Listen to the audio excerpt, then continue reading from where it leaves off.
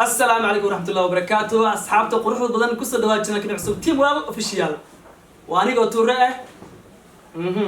ويلو جوا وهاكي كامل ولا شيء فردوس كبعية يوم ماريا.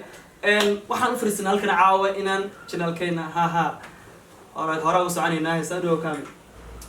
sidoo kale waa aniga kaamil ah saxaabta oo mahadsantihiin ku soo dhawaada channelkeena cusub ee Team Walaal Official waxaan ka codsanaynaa inaan naga hilmaamin subscribe share like comment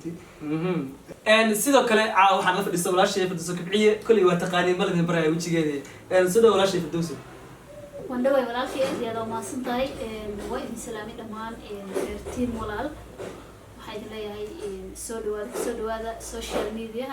asxaabtida qaaliga ay ugu xiran channel Kibciye Kareem iyo maartay channelada kale iyo social media ku jirtaba waxaan ka codsanayaa inay soo dhaweeyaan walaalahayga qaaliga ah Tuure Kaamil Yare ma sha Allah waa team aad u qurux badan wiil dhalinyaro ah team walaal waxyaabo badan ayaad ka faa'iidi doontaan waxaan idin codsanayaa inay soo dhaweysaan insha Allah aad like siisaan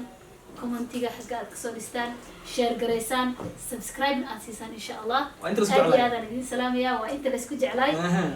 oo kuwana hal soo dhaweeyay insha Allah ma santahay waxaad daga sugtiinbo waxa waay hadii aan ahay team walaal marka qaar oo kusoo dirsamaya insha Allah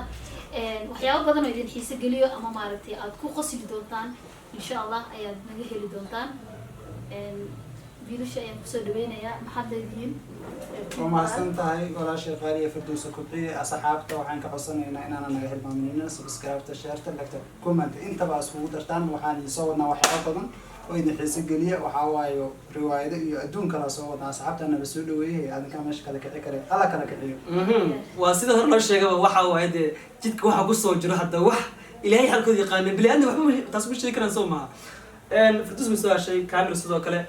hadda wax aan raacay ma aqaanay waxaan dhahaa deesir isku jeclay saanta iyo saanta qoraal soo qori jirmiya ma aqaantay halkan nagala socontaan waa Team Walaal